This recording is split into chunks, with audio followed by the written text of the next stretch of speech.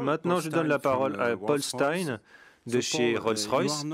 Paul, on vous connaît comme étant à la pointe du plaidoyer pour les combustibles durables. À l'instar d'autres, Airbus, Safran, vous essayez d'embarquer tout l'écosystème pour donner de la dynamique au SAF et très fréquemment, vous soulignez le rôle important des moteurs et des avions efficaces et performants pour rendre les SAF plus abordables et leur donner plus de poids. Donc, pour vous, quelle est la feuille de route dont vous rêvez pour les SAF ces prochaines années? Merci beaucoup, Bruno. On dirait que vous avez déjà défleuré la plupart de mon sujet, mais bon.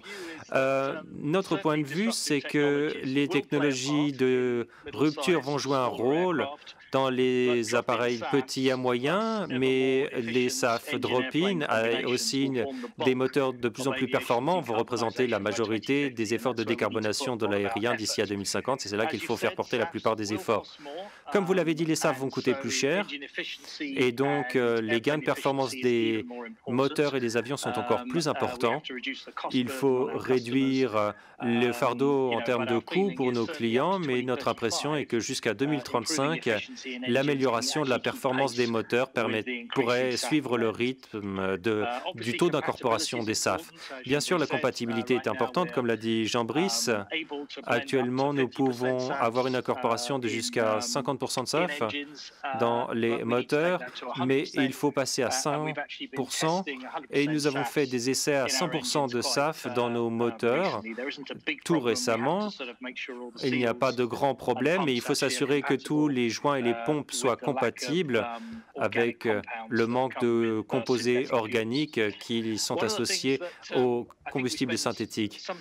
Et puis, on passe du temps à travailler avec des établissements de recherche et des universités pour montrer que les SAF qui n'ont pas de combustible fossile dans leur cycle de vie ont une empreinte nette zéro.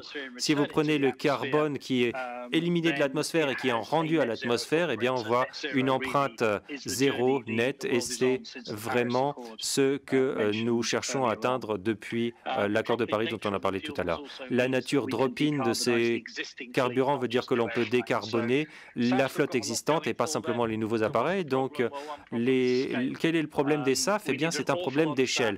Il faut énormément de SAF d'ici à 2050. Il faudra 500 millions de tonnes de SAF d'ici à 2050, même avec l'utilisation de l'hydrogène, l'hybridation, l'hybride électrique.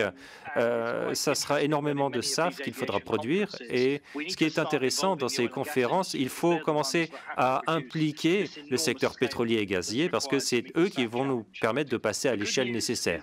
La bonne nouvelle, c'est que les géants du pétrole et du gaz ont dit qu'ils pouvaient y arriver, et Shell récemment a fait une déclaration concernant les SAF qui nous a ravis.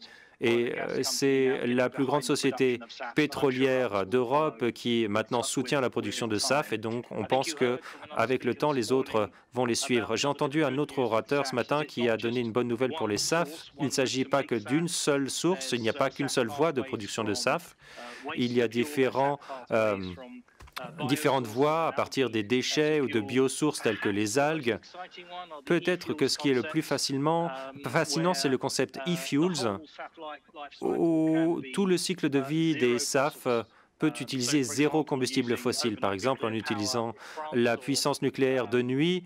En France, nous faisant la promotion d'une petite centrale nucléaire comme source énergétique, en utilisant la captation directe dans l'air, en hydrolysant l'eau et ensuite en transportant les SAF dans des camions à l'hydrogène ou zéro énergie fossile. Donc on pourrait avoir une empreinte zéro avec ces SAF. Et bon, avec les SAF, il est facile de regarder les SAF avec l'œil de 2021. C'est une énorme industrie qui...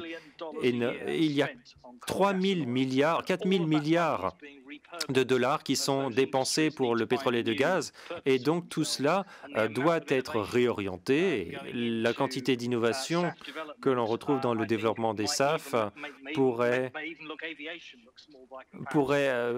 faire en sorte que le secteur de l'aérien pourrait avoir l'air tout petit à côté. Et donc, quelles sont les innovations nécessaires entre maintenant et 2050? Et en plus, il faut un environnement réglementaire, Bruno. Par exemple, des mandats d'incorporation des SAF pour s'assurer qu'il y a un marché, mais je vais m'arrêter là et vous rendre la parole. Merci, je peux confirmer que l'on a aussi entendu de bonnes nouvelles concernant les SAF dans les précédentes conférences de cet après-midi.